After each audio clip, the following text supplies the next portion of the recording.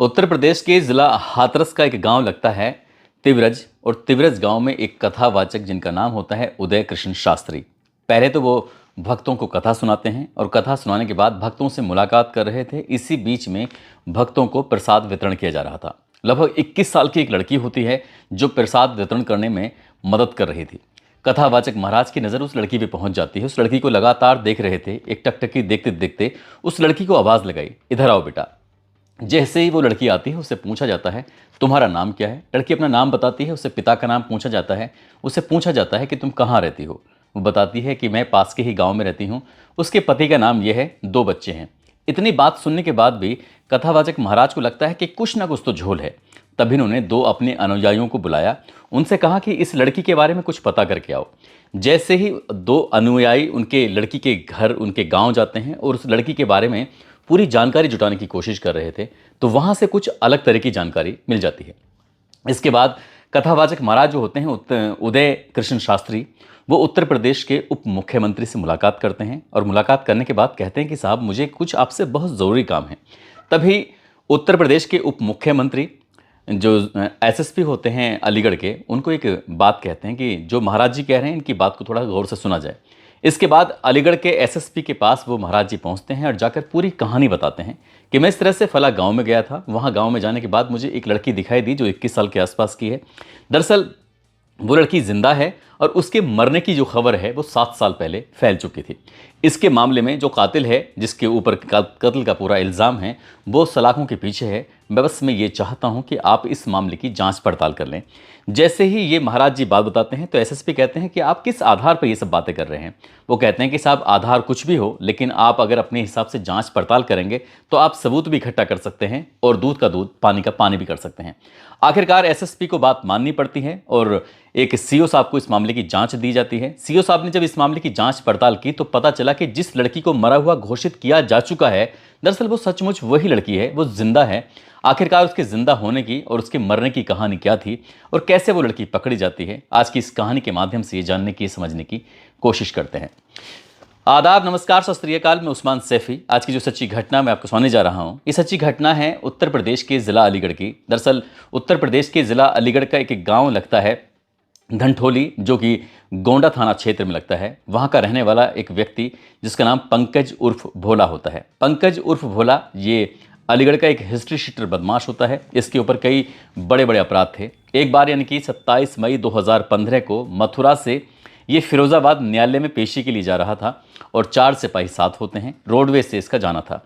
तभी जैसे ही ये रोडवेज बस टूंडला थाना क्षेत्र में पहुंचती है, इसी बीच में 12 बदमाश इस बस को, इस रोडवेज को चारों तरफ से घेराबंदी कर लेते हैं और फायरिंग करना शुरू कर देते हैं। इसमें 4 पुलिस वाले घायल हो जाते हैं। आखिरकार जो 12 बदमाश होते हैं वो पंकज उर्फ भोला को अपने गिरफ्त में लेते हैं और यहाँ से लेके उसे भाग जाते हैं। अब ये मामला सुर्खियों में आ जाता है। पुलिस पर लगातार दबाव बढ़ रहा था। आखिरकार जब पुलिस की अभिरक्षा में रहते हुए कोई बदमाश भाग जाए तो ये वाकई पुलिस के लिए बड़ी शर्मिंदगी वाली बात होती है। अब ऐसी स्थिति में उत्तर प्रदेश की पुलिस और डीजीपी वगैरह सबके सब इसमें सक्रिय हो जाते हैं और जो ये बदमाश होता है पंकज उर्फ भोला, इस पर 50,000 रुपये का इनाम घोषित कर दिया जाता है। पुलिस को सूचना मिलती है कि 9 अगस्त 2015 को बन्ना देवी इलाके में एक लड़का बाइक से जा रहा है। वो लड़का कोई और नहीं होता बल्कि वही बदमाश होता है जिसका नाम पंकज उर्फ भोला होता है। पुलिस उसके साथ मुठभेड़ करती है, यानी कि उसे गिरफ्तार करने की कोशिश कर रही थी। पुलिस पर ये फायरिंग कर देता है और मुठभेड़ में ये बदमाश मारा जाता है। पुलिस को याद आता है कि जो 12 बदमाश इसको छुड़ाने के लिए आए थे वो कौन है। जब तलाश शुरू की जाती है तो एक नाम आता है। वो नाम होता है विष्णु गौतम उर्फ विष्णु पंडित। जो विष्णु गौतम उर्फ विष्णु पंडित, जो कि उत्तर प्रदेश के ज़िला अलीगढ़ का थाना गोंडा और गोंडा थाना क्षेत्र का गांव धनठोली जो लगता है, जो पंकज उर्फ भोला का गांव था, उसी गांव का रहने वाला ये विष्णु पंडित भी होता है। पुलिस ने आखिरकार इस पर 12,000 रुपये का इनाम घोषित कर दिया और 19 अगस्त 2015 को इसे गिरफ्तार कर लिया। जो बदमाश था वो मारा जाता है 9 अगस्त 2015 को और उसके लगभग 10 दिन के बाद ये विष्णु गिरफ्तार कर लिया जाता है। और जब विष्णु के बारे में जब जानकारी जुटाने की कोशिश कर रहे थे, इसकी हिस्ट्री शीट चेक कर रहे थे कि आखिरकार इसने क्या क्या अपराध किए हैं, क्या नहीं किए हैं, जब इसके बारे में जानकारी जुटाई जा रही थी तो पता चलता है कि 2013 की बात है। पाली में पुलिस से इसकी मुठभेड़ हो जाती है और इसमें ये पुलिस को काफ़ी नुकसान पहुंचाने की कोशिश करता है। इस पर ये मुकदमा दर्ज कर लिया जाता है। साथ ही 2013 में क्वारसी में चोरी का माल इसके ऊपर से बरामद हुआ था। साथ ही 2015 में गोंडा थाना क्षेत्र में आर्म्स एक्ट में भी ये पकड़ा जाता है, इसके ऊपर एफआईआर दर्ज की जाती है। और 17 फरवरी 2015 को अपने ही गांव की एक 14 साल की लड़की इसका इसने अपहरण कर लिया था। इस पर कई तरह के गंभीर आरोप भी लगे थे। पुलिस को जैसे ही इसकी हिस्ट्री से ये पता चलता है कि ये शातिर अपराधी है, 12,000 का इनामी है, इस पर आर्म्स एक्ट हो या पुलिस से मुठभेड़ हो, ये एक 14 साल की लड़की का इसने अपहरण कर लिया था। अब विष्णु गौतम उर्फ विष्णु पंडित पर जांच बैठ जाती है, इससे पूछताछ करना शुरू कर देती है। ये टूंडला पुलिस है, टूंडला पुलिस के ये कब्जे में होता है। तभी टूंडला की पुलिस अलीगढ़ की पुलिस से संपर्क करती है। अब अलीगढ़ के थाना गोंडा की पुलिस जब मौके पर पहुंचती है, जब इससे बातचीत करती है, इससे पूछा जाता है कि जो 14 साल की लड़की को तुम जो लेके भागे थे वो लड़की कहाँ है। दरअसल इस लड़की के बारे में ये पता चलता है, विष्णु और 14 साल की वो लड़की आपस में एक दूसरे से मोहब्बत करते थे, प्यार करते थे, और ये लड़की को लेके भाग जाता है। लेकिन ये लड़की को लेके सीधा आगरा पहुंचता है। आगरा के एतमादपुर में जाकर ये रुक जाता है। रिश्तेदार में रुकने के बाद वहां से अचानक से गायब हो जाता है। लड़की वहीं रह जाती है। जब पुलिस इससे लगातार पूछताछ कर रही थी, तो पूछताछ करने के बाद इसने एक ही बात कह रहा था, एक ही रट लगाई हुई थी कि लड़की आगरा के एतमादपुर उसकी रिश्तेदारी में है, वहां जाकर देख सकते हो। जब पुलिस की टीम आगरा के एतमादपुर उसी की रिश्तेदारी में पहुंचती है, तो पता चलता है कि लड़की तो वहां है ही नहीं। जब लड़की को काफ़ी तलाश किया जाता है, लड़की मिलती ही नहीं है। पुलिस वापस लौट कर आती है और तभी पुलिस के पास एक सूचना पहुंचती है कि यहाँ पर एक लाश मिली है, एक लड़की की। जैसे ही लड़की की लाश मिलती है, लड़की के परिवार वालों से संपर्क किया जाता है और संपर्क करने के बाद जब लड़की के जो कपड़े थे या सामान बरामद होता है, वो देखा जाता है, क्योंकि चेहरा तो उसका पूरी तरह से बिगड़ चुका था। उस लड़की के बारे में पूछा जाता है तो कपड़ों के आधार पर, उसके कद काठी के आधार पर लड़की के परिवार वाले कह देते हैं ये हमारी बेटी है, हमारी बेटी की लाश है। बस इतना था कि इस व्यक्ति पर, जो अभी तक मामला अपहरण का था, अब हत्या का भी मुकदमा दर्ज हो जाता है। साथ ही इसके ऊपर वो शारीरिक शोषण या फिर बलात्कार जैसी गंभीर धाराओं में एफआईआर दर्ज कर ली जाती है। और उसके बाद फिर इस लड़के को, यानी कि जिसका नाम विष्णु गौतम उर्फ विष्णु पंडित होता है, 14 साल की लड़की के हत्या, अपहरण, कई तरह के और साक्ष्य मिटाने के इस तरह के जो आरोप थे, उसमें ये मुकदमा दर्ज करने के बाद इसको जेल भेज दिया जाता है। हालांकि जैसे एक कहानी हमने अभी सुनाई थी कि जिस तरह से पुलिस टॉर्चर करती है, 3rd डिग्री देती है, हो सकता है कि 3rd डिग्री के आधार पर इसने स्वीकार कर लिया हो कि इसने हत्या की है। लेकिन ये मामला अब अदालत में पहुंच जाता है। 25 सितंबर 2015 को मामला कोर्ट में पहुंच जाता है, यानी कि चार्जशीट लग जाती है और इस लड़के को गिरफ्तार करके जब जेल भेज दिया जाता है, लगातार 3 साल तक ये जेल में रहता है। और जेल में रहने के दौरान ही इस पर 2016 में रासुका भी लग जाती है। रासुका एक अपना आप में गंभीर धाराएं होती हैं। हालांकि 3 साल जब जेल में रहता है, तो जब वहां से बाहर निकलता है 2019 में, तो खैर और मथुरा में इस पर मुकदमे दर्ज हो जाते हैं। ये आर्म्स एक्ट के मुकदमे थे। अब जमानत पर ये बाहर था। जमानत पर जैसे कोई बाहर निकलता है तो वो तयशुदा टाइम में उसको वापस जाना भी होता है। लेकिन ये वापस जब जेल नहीं जाता है, तब इसके घर की कुर्की के आदेश कर दिए जाते हैं। अब घर में सिर्फ माँ है अकेली, पिता की मौत हो चुकी है और ये अपनी माँ का इकलौता बेटा होता है। अब ऐसी स्थिति में अभी तक जो समस्याएं थीं वो विष्णु गौतम के ऊपर चल रही थी। लेकिन जैसे ही घर की कुर्की के आदेश होते हैं, तो माँ पर कोई आफत ना जाए, माँ कोई परेशानी में ना जाए, इसलिए वो अपना आप को सरेंडर कर देता है। इसकी माँ सुनीता गौतम होती है और अपने बेटे को लेकर जब भी वो जेल में मुलाकात करने जाती थी, तो माँ से बेटा कहता था कि माँ, मैंने कोई अपराध नहीं किया है, मुझे पुलिस ने जानबूझकर फंसाया है, मुझे बस बचा लो। वो अपनी माँ के सामने रोता था, गिड़गिड़ाता था। इसलिए इसकी जो माँ होती है वो अध्यात्म की तरफ चली जाती है, कथा सुनना, इस तरह से कुछ देवी देवताओं में विश्वास करके उनसे लगातार मिन्नतें करना कि मेरा बेटा अगर निर्दोष है तो उसको आप बचा लीजिए। एक दिन ये फोटो लेकर, जो इस लड़की का, जो 14 साल की लड़की होती है, उसका फोटो लेकर कथावाचक महाराज होते हैं उदय कृष्ण शास्त्री, उनके पास जाती है और जाने के बाद पूरी कहानी सुनाती है कि वो एक विधवा औरत है, उसका एक बेटा है जिसका नाम विष्णु गौतम है। गांव की ही एक लड़की से उसे प्यार हुआ था, उस लड़की को लेकर चला जाता है। वो अपने बेटे से जब भी जेल में मुलाकात करने के लिए जाती है, तो बेटा हमेशा ये कहता है कि वो निर्दोष है, उसने कोई ऐसा अपराध नहीं किया है।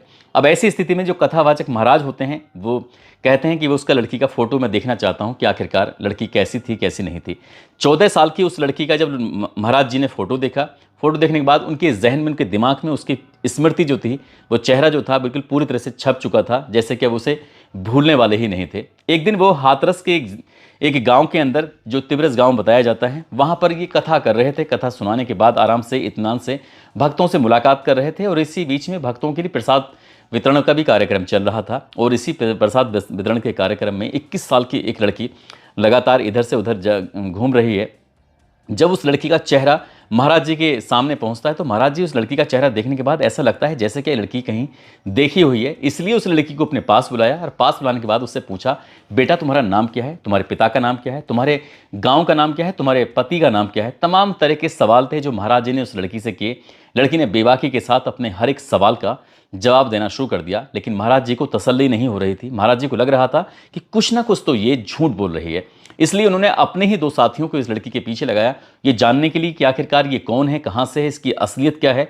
तब जब उन्होंने उनके साथियों ने ये पता किया तो पता चलता है कि इस लड़की के 2 नाम हैं, एक और नाम है, एक ये नाम है। ये नाम इसने अपनी तरफ से क्रिएट किया हुआ है, नया बनाया है, जबकि इसका असली नाम कुछ और है।